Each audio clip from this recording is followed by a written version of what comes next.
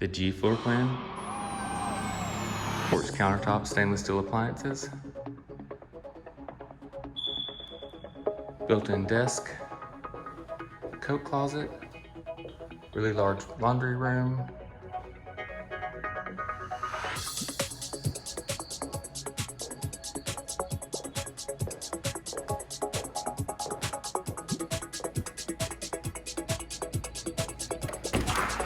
Patio.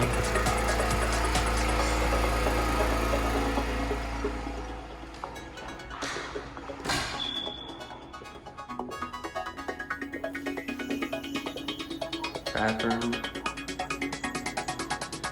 Lots of cabinet space. Large garden tub.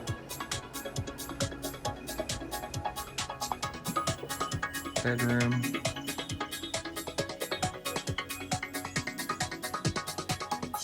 And large walk-in closet.